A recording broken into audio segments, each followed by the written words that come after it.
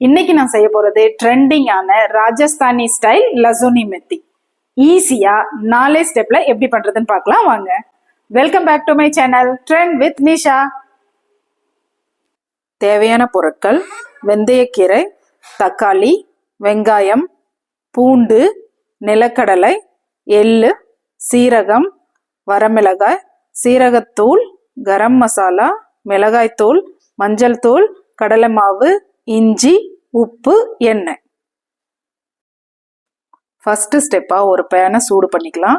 அதுல நிலக்கடலை எள்ளை தனித்தனியா வறுத்து எடுத்துக்கலாம்.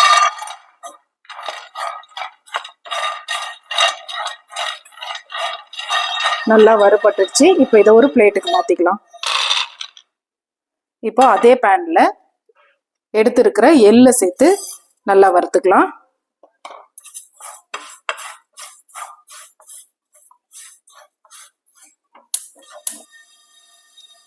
நல்லா வறுபட்டுச்சு. இதையும் ஒரு பிளேட்டுக்கு மாத்திக்கலாம்.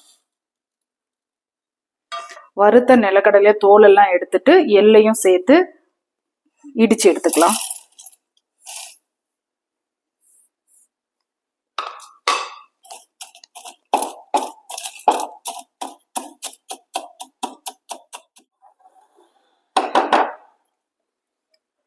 இந்த மாதிரி கொரன்னு இடிச்சு எடுத்துக்கோங்க. அதே பேன்ல கொஞ்சமா எண்ணெய் சேர்த்துட்டு எடுத்துருக்கிற பூண்டை பொடியா கட் பண்ணி பாதி பூண்டு இதுல சேர்த்துக்கலாம்.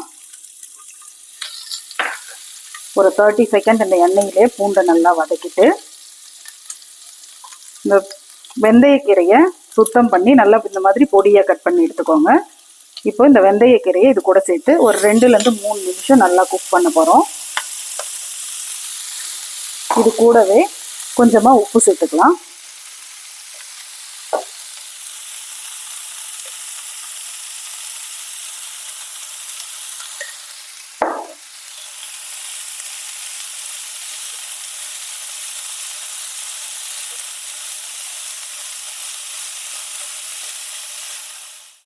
நல்லா வதங்கிடுச்சு.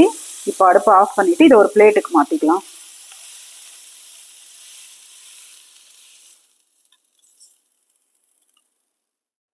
செகண்ட் ஸ்டெப்பா ஒரு பேன்ல கொஞ்சமா எண்ணெய் சேர்த்து சூடு பண்ணியிருக்கேன். எண்ணெய் நல்லா சூடானதும் எடுத்திருக்கிற ஜீரகம், வரமிளகாய் சேர்த்துக்கலாம்.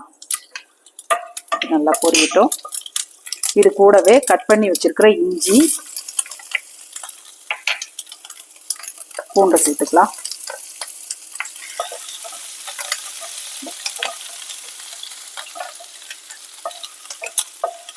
பொடியா கட் பண்ணி வச்சிருக்கிற வெங்காயத்தையும் இது கூட சேர்த்து நல்லா வதக்கிக்கலாம்.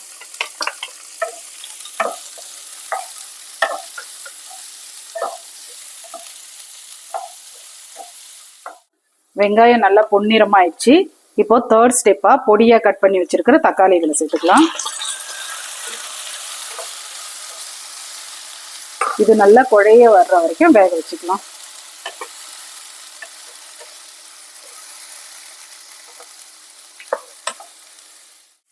தக்காளி நல்லா மசிஞ்சு இருந்துச்சு. இப்போ நம்ம எடுத்துருக்கிற மசாலாவெல்லாம் இதில் சேர்த்துக்கலாம். மஞ்சள் தூள், மிளகாய் தூள், சீரகத்தூள், கரம் மசாலா எல்லாத்தையும் சேர்த்து ஒரு மிக்ஸ் பண்ணி விடலாம்.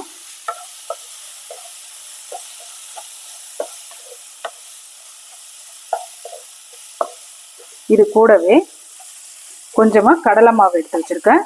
இதையும் இது கூட சேர்த்துக்கலாம். சேர்த்து நல்லா கலந்து விடுங்க.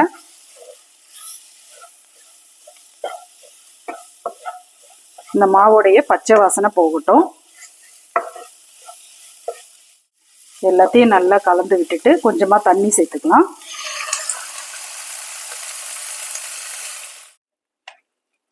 எல்லாத்தையும் நல்லா கலந்து விட்டுட்டு கொஞ்சமா உப்பு சேர்த்துக்கலாம். நம்ம ஆல்ரெடி கீரையை வதக்கும் போது உப்பு சேர்த்துருக்கோம்.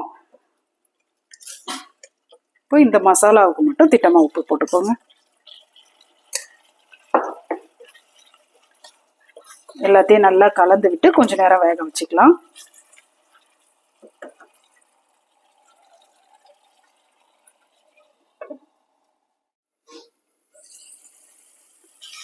மசாலாலாம் நல்லா வெந்து எண்ணெய் பிரிஞ்சு வந்திருக்கு. இப்போ ஃபோர்த்து ஸ்டெப்பா நம்ம ஆல்ரெடி வதக்கி வச்சிருக்கோம் இல்லையா, இந்த கீரையை இதுல சேர்த்துக்கலாம்.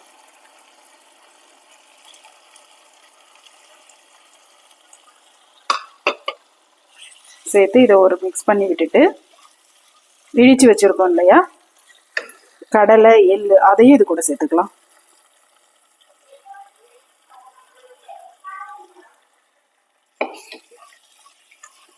நல்லா கலந்து விட்டு ஒரு 2லேருந்து 3 நிமிஷம் வேக வச்சு எடுத்துக்கலாம்.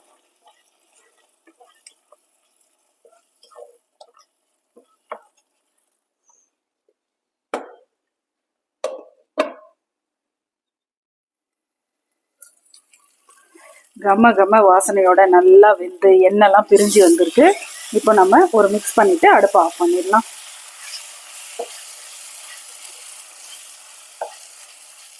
ட்ரெண்டிங்கான ராஜஸ்தானி ஸ்டைல் லசோனி மெத்தி ரெடி ஆயிடுச்சு. இந்த ரெசிபியை ஒரு முறை ட்ரை பண்ணிங்கன்னா அடிக்கடி செஞ்சு சாப்பிடுவீங்க. இந்த ரெசிபியை நீங்கள் ட்ரை பண்ணிட்டு உங்களோட எக்ஸ்பீரியன்ஸ் எப்படி இருந்துச்சுன்னு கமெண்ட்ஸில் ஷேர் பண்ணுங்க. இன்னொரு புது வீடியோவோடு உங்களை சந்திக்கும் வரை டாடா பை பாய்.